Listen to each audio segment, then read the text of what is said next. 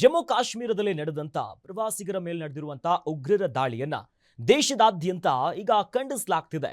ಕೇಂದ್ರ ಗೃಹ ಸಚಿವ ಅಮಿತ್ ಶಾ ಹಾಗೂ ವಿದೇಶಾಂಗ ಸಚಿವ ಎಸ್ ಜೈಶಂಕರ್ ಅವರು ಇಂದು ರಾಷ್ಟ್ರಪತಿ ದ್ರೌಪದಿ ಮುರ್ಮು ಅವರನ್ನ ಭೇಟಿ ಮಾಡಿದ್ರು.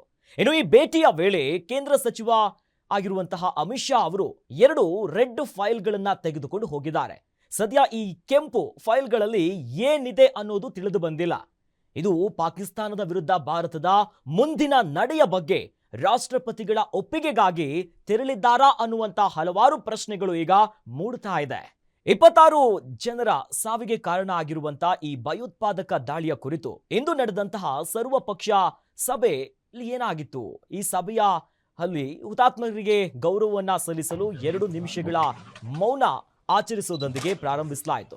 ಈ ಸಭೆಯಲ್ಲಿ ಕಾಂಗ್ರೆಸ್ನ ಮಲ್ಲಿಕಾರ್ಜುನ ಖರ್ಗೆ ಅವರು, ರಾಹುಲ್ ಗಾಂಧಿ, ಸಮಾಜವಾದಿ ಪಕ್ಷದ ರಾಮ್ ಗೋಪಾಲ್ ಯಾದವ್, ಆರ್ಜೆಡಿನ ಪ್ರೇಮ್ ಚಂದ್ ಗುಪ್ತಾ ಸೇರಿ ಎಎಪಿಯ ಸಂಜಯ್ ಸಿಂಗ್, ಟಿಡಿಪಿ ಪಕ್ಷದ ಕೃಷ್ಣ ದೇವರಾಜರ ಜೊತೆಯಲ್ಲಿ ಹಲವಾರು ನಾಯಕರು ಭಾಗಿಯಾಗಿದ್ದರು. ಅಲ್ಲದೆ ಪಕ್ಷಾತೀತವಾಗಿ ಉಗ್ರರ ದಾಳಿಯನ್ನ ಖಂಡಿಸಿದ್ದಾರೆ. ಇದಕ್ಕೂ ಮೊದಲು ಗೃಹ ಸಚಿವ ಆಗಿರುವಂತಹ ಅಮಿತ್ ಶಾ ಅವರು, ವಿದೇಶಾಂಗ ಸಚಿವ ಎಸ್ ಜೈಶಂಕರ್ ಮತ್ತು ಬಿಜೆಪಿಯ ಮುಖ್ಯಸ್ಥರಾಗಿರೋ ಜೆಪಿ ನಡ್ಡಾ ವಿಶೇಷ ಸಭೆ ಕೂಡ ನಡೆಸಿದ್ರು.